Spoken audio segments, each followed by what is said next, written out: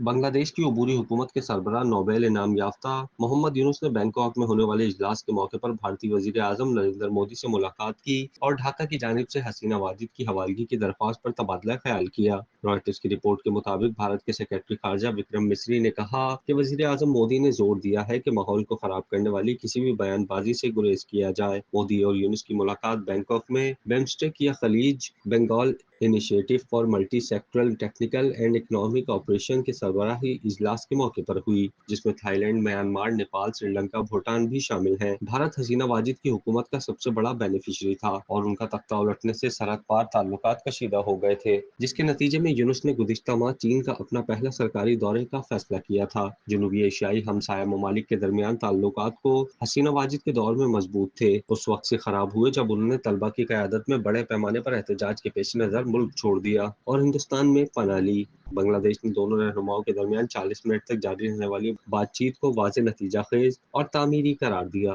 یونس کے press office نے ایک بیان میں کہا کہ یونس نے مودی کو بتایا کہ بنگلہ دیش دونوں ممالک کے فائدے کے لیے تعلقات کو صحیح راستے پر لانے کے لیے ان کے ساتھ کام کرنا چاہتا ہے۔ کیا آپ کاروبار کی تشہیر چاہتے ہیں یا social media plate form manage کرانا چاہتے ہیں؟ تو دیر کیسی، ابھی رابطہ کریں اونلی نیوز کی ٹیم سے۔ ہمارا کانٹیکٹ نمبر آپ کی اسکرین پر ہے۔